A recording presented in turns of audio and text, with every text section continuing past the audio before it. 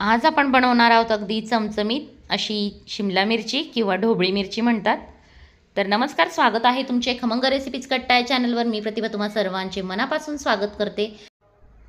शिमला मिरची आवडत नसेल ते सुद्धा आवडीने खातील तर अशी ही मिरची होते. तर चला मग व्हिडिओला सुरुवात करूया.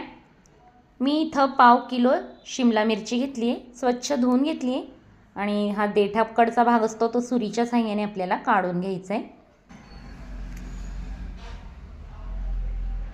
तर आतला भागसुद्धा आपल्याला काढून घ्यायचा आहे, बिया वगैरे, जेणेकरून आपल्याला मसाला भरायला सोपं जाईल. तर सगळ्या मिरच्या मी याच पद्धतीने काढून घेणार आहे, देठं काढून घ्यायची आहेत. तर तुम्ही इथं बघू शकता अशा पद्धतीने सगळ्या मिरच्या मी साफ करून घेतलेत. आता आपल्याला एक मसाला बनवायचा आहे. त्यासाठी मी पॅनमध्ये 1 पळी तेल घातलं आहे. 1 छोटा चमचा जिरं घालायचं आहे.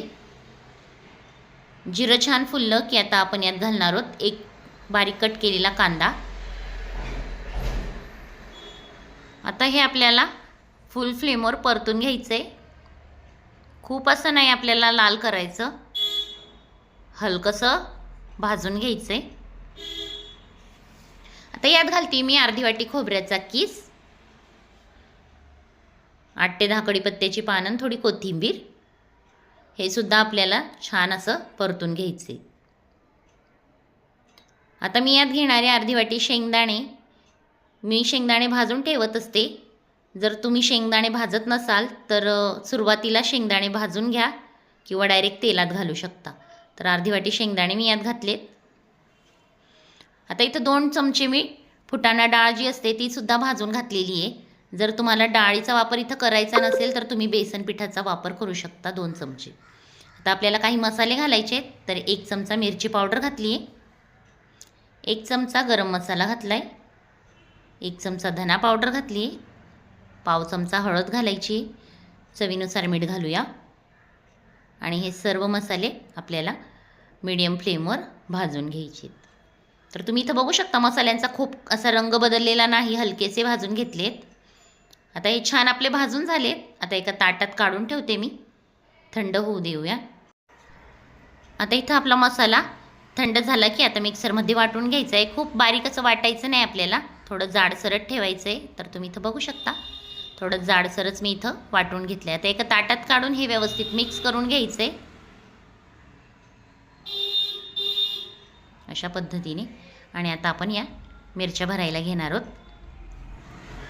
तर अशा पद्धतीने आपल्याला हा दाबून मसाला भरून घ्यायचा आहे बोटाने व्यवस्थित. अशाच पद्धतीने सर्व मिरच्या आपण भरून घेणार आहोत.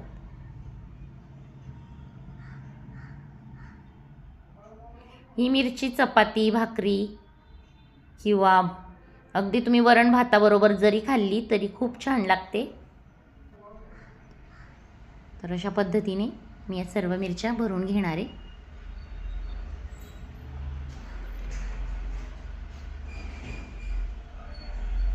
आणि आपलं सारण अगदी म्हणजे मसाला जो होता तो अगदी बरोबर झाला आहे. तुम्ही बघू शकता इथं एवढा शिल्लक राहिला आहे.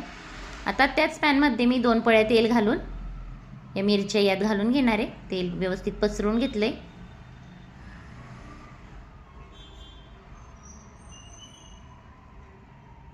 मीडियम फ्लेमवर आपल्याला 5 मिनटासाठी झाकण ठेवून द्यायचं आहे. तर या मिरच्या लावून झाल्या, तेवढाच मसाला शिल्लक होता तो शेवट घालूया. तर इथे मी झाकण ठेवून देते. 5 मिनटं झाली, वाफ धरली. आता मिरच्या आपण या पलटी करून घेऊया. तर ही प्रोसिजर आपल्याला 2 ते 3 वेळा करायची आहे. एक 5 ते 7 मिनटं झाकून ठेवून उघडून उलटी पलटी करून आपल्याला ही मिरची शिजवून घ्यायची. तर अशा प्रकारे पाण्याचा अजिबात वापर न करता ही आपली मिरची तयार झाली आहे. राहिलेला मसाला यात घालून हे व्यवस्थित मिक्स करून घ्यायची. तर तुम्ही बघू शकता इथं वाफेवर आपली ही मिरची झाली आहे, पाण्याचा थेंबभरही वापर केलेला नाही. तर झटपट आपली ही टेस्टी शिमला मिरची तयार झाली आहे, अगदी चमचमीत अशी. व्हिडिओ आवडला असेल तर लाईक करा, शेअर करा. चॅनलवर नवीन असाल तर चॅनलला सबस्क्राईब करायला विसरू नका. पुन्हा भेटूया अशाच नवीन व्हिडिओत नवीन रेसिपीबरोबर. तोपर्यंत बाय.